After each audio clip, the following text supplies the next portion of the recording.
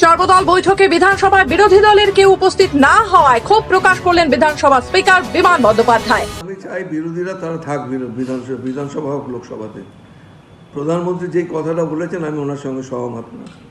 মানে house belongs to the opposition, সবসময় অপোজিশনকে বাদ দিয়ে তো হাউস চালানোর কোনো মানে হয় না। আমি চাই যারা রয়েছেন বিরোধী দলের তাদের এরকম এনমাস একটা suspension, this is not desired. আমার তো মনে হয় পরিষদ গণতন্ত্র তাতে শক্তিশালী হয় না, তাতে সাধারণ মানুষের কাছে একটা অন্যরকম বার্তা যায়।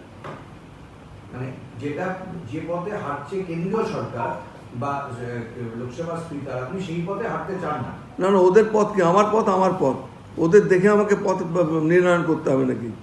আমি আমার পথে হাঁটবো, আমি রুলস অনুযায়ী চলবো, আমি সংসদীয় গরিমা যাতে মর্যাদা নষ্ট না হয় সেইভাবে আমি চলবো। আমি চাই যারা বিরোধীরা রয়েছেন তারা কনস্ট্রাকটিভ ডিসকাশনে পার্টিসিপেট করুন। বিধানসভার মর্যাদা রাখার দায়িত্ব তাদেরও। তারা তো রাজ্যেরই অধিবাসী, সুতরাং এমন কিছু করবেন না যাতে একটা ভুল বার্তা যেতে পারে। দেখুন, আমি একটা কথা বলি, বিরোধী দলের নেতার আচরণ যদি সংযত হয় তাকে ডেকে পাঠাতে আমার কোনো আপত্তি নেই, কিন্তু যদি এখানে বিজনেস অ্যাডভাইসারি কমিটিকে ডিসজন করবে, সেই সঙ্গে সঙ্গে অল পার্টি মিটিংকে ডিসজন করবে, আমার মনে হয় যে তিনি সঠিক আচরণ করছেন না। তাকে নিজেকেও একটু আচরণটা সংযত হতে হবে। আমার আলোচনা করতে কোনো আপত্তি নেই। এর আগেও যারা বিরোধী দলে ছিলেন তারা আসতেন আমাদের এখানে আলোচনা করতেন, কিন্তু তাদেরও কোনো সৌজন্যবোধ নেই যে একবার যাই স্পিকারের সঙ্গে দেখা করি বা তাকে কোনো রকম কোনো বিষয় নিয়ে যদি বক্তব্য থাকে বলতেই পারেন তারা এসে। আমি তো তাদের কাউকে বাধা দিই না।